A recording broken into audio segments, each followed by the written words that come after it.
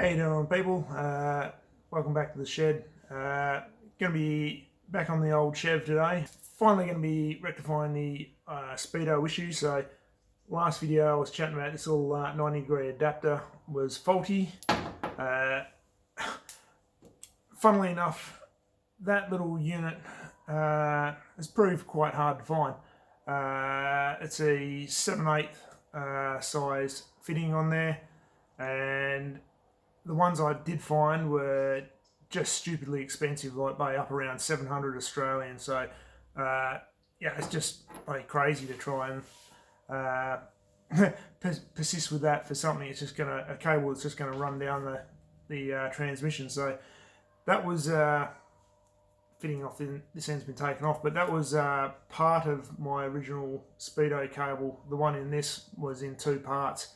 So rather than having to replace the whole lot, I've just got a new cable made that's a little bit longer than an old one, about 160 mils longer than the original, and that was about so like $132 to get a custom-made Speedo cable. Got that made at Flexible Drive in Welshpool in West Australia.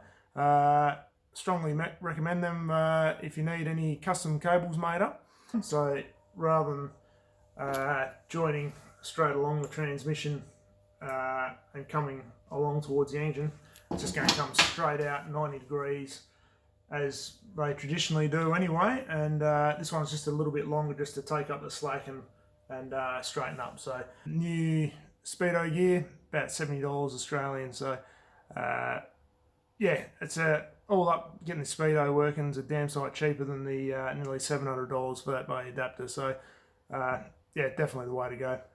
We'll get in and fit that now. Just looking up under the trans there, for this Speedo cable to come straight out here, just have to notch this heat shield out a little bit, just so that cable can come up and over and around.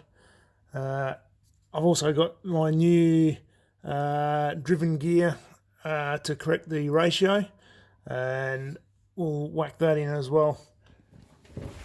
I'm hoping I don't get too much oil come out of this, because the car's up on ramps, but I'll just top it up afterwards anyway. And a little bit, I'll be quick. So I'm changing out this gear from a 39 tooth to a 37 tooth. There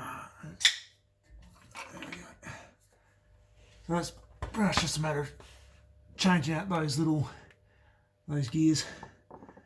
Now I've worked this out from TCI's website, which they've got I found quite a good calculator for working out these gear teeth. What you need to know is your rear diff ratio and the number of teeth that are mounted on the transmission unit itself, so on the output shaft. In this case it's a 17 tooth. So yeah, so like I said, you need to know that one there, your final drive ratio, your tyre size, that's required as well. And once you have those, and you know your transmission, of course, this one being a Turbo 400, it's pretty easy to work out. You just punch all those figures into the online calculator, and it'll give you your it'll give you an exact number, and then I just round it to the nearest available gear that is available within that range. So I think this one worked out to like 36.9 or something around there. I can't remember exactly, but I rounded that to E37 that I now use. I'll just whack this cable on.